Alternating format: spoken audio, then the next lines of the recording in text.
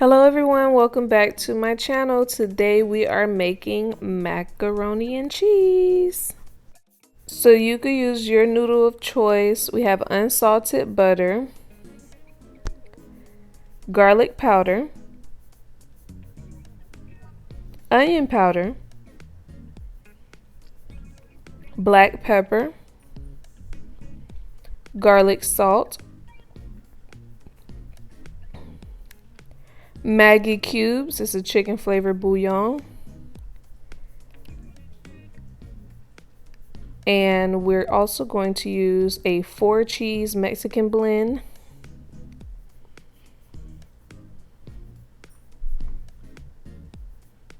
and mild cheddar cheese.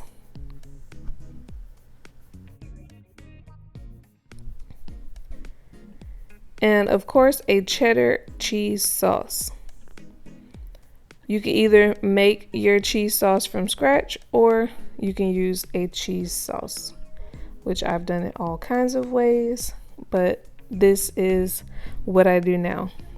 So we're going to break up the chicken bouillon Maggi cube inside of our pot of water, and then we're going to add some salt and let it start to boil.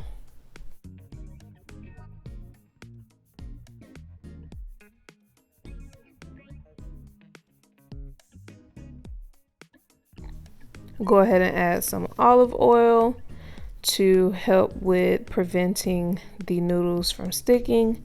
And then we're going to go ahead and add both boxes into the water and let that boil for 11 to 12 minutes, or at least until it is al dente, meaning that it is cooked enough for it to be split with a spoon or a fork, but not too soft to where it is just falling apart.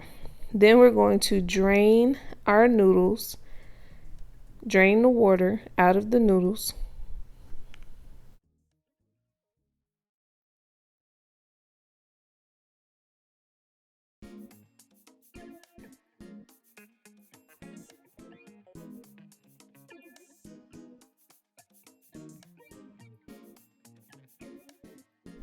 We're going to add our noodles to a bowl, and then we're going to place 1 stick of butter into our warm noodles and let it start to coat the noodles as it melts.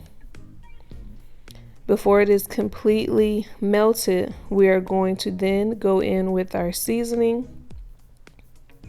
The seasoning is just to add some flavor and make sure that we do have a nice taste when we're eating our mac and cheese.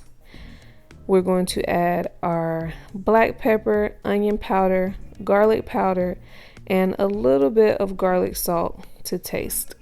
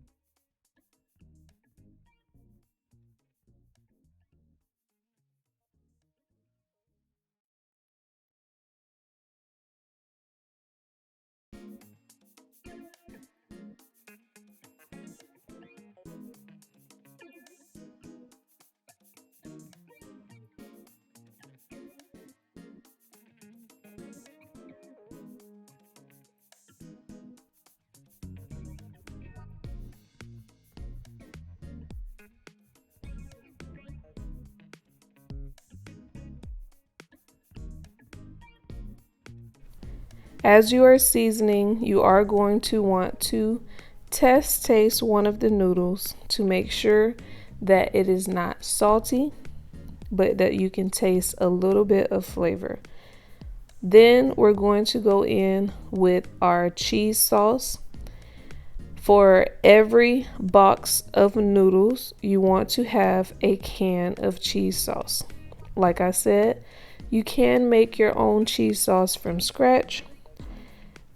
There is a recipe online to be able to make a cheese sauce.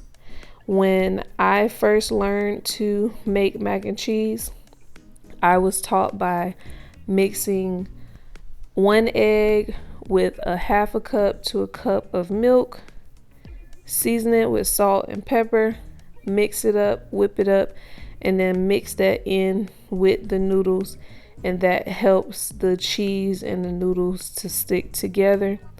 But over the years, I have altered and changed how I make my macaroni and cheese, and I must say myself that every time that I make it, it just gets better and better and better. So you want to go ahead and mix up all of that cheese sauce and make sure that it is over all of the noodles before placing your shredded cheese.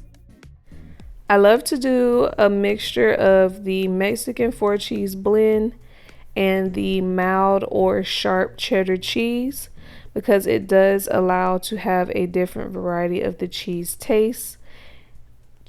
All cheeses taste different, and we all should know that. And if you don't, this is a heads up. So I do love to mainly mix the 4-cheese blend in with my mixture, and then I place mostly my sharp or mild cheddar cheese on top. We are going to butter our pan. I've had this half a stick of butter sitting out on the side to let it soften up so that I could then spread it around my pan.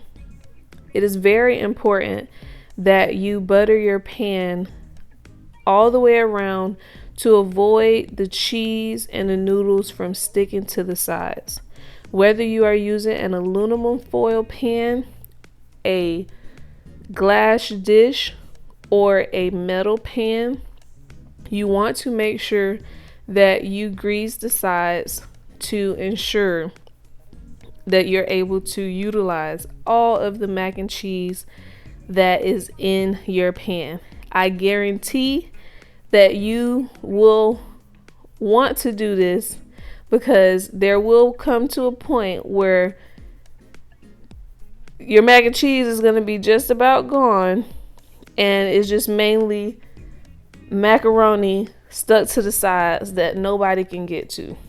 And making the mac and cheese like this, everybody's going to want some of your mac and cheese. And I can definitely attest to that, and I could definitely provide references that making your mac and cheese by following these steps and the way that I am doing it in this video, you will get so many compliments on your mac and cheese, and everyone's going to want you to make mac and cheese for every event. Since I've been cooking mac and cheese, I've been requested to make mac and cheese for every family event. So if that doesn't tell you something, I don't know what will.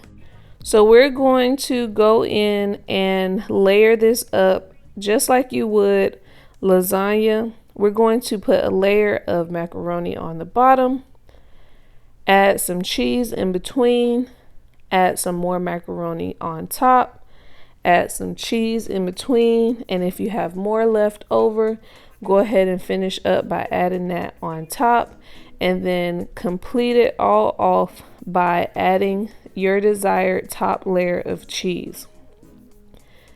My desired top layer of cheese is a cheddar cheese because it does provide a nice orangey, cheesy finish at the top. And so you can definitely use your cheese of choice.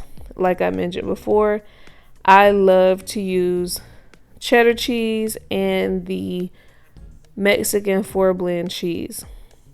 So I'm definitely layering both in between, and then I will finish it up by topping it all off with the remainder of the cheese that I need.